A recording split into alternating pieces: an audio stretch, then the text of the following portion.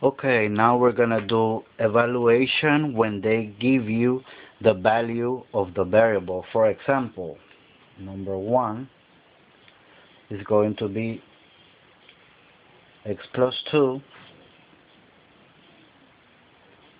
for x equals 3. This means that you have to, instead of writing the x, you're going to substitute it for the value that they give you. In this case, it's 3. So instead of the x, you're going to write 3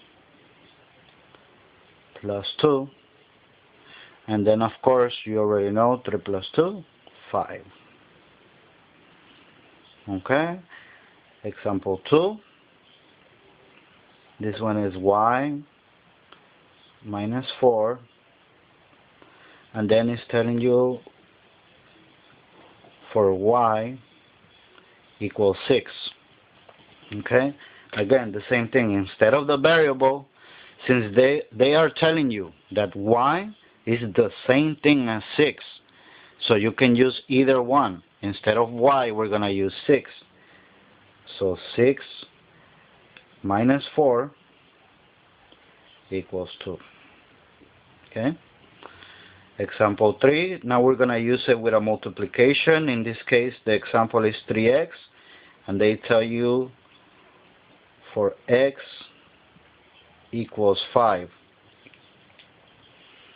Again, you already know when you have a number and a variable or a letter right next to each other without any sign in between, it's a multiplication.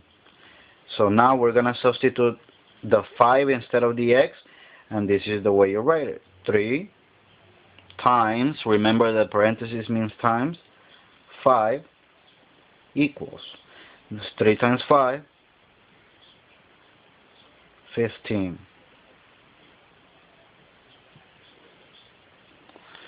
The last example we're going to do is with a division. So this is 10 divided by x. Okay? And then they say for x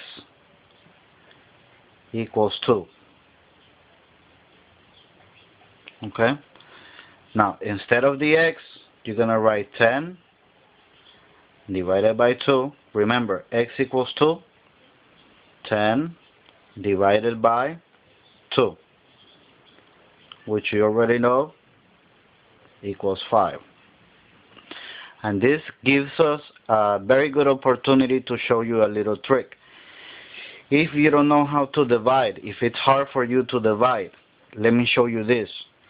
The bottom number of a fraction, when you multiply it times the number that is by itself on the other side, your answer is the top number. Okay? In this case, 2 times 5 is equal to 10. Now let me show you.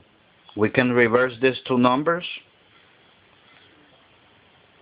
If you have 10 divided by 5, you already know it's 2. But remember, 5 times 2 is equal to 10. Okay? So this is a very nice trick to learn. Remember, check my website, leave your comments. If you need help with your homework, let me know, and we'll get right to it.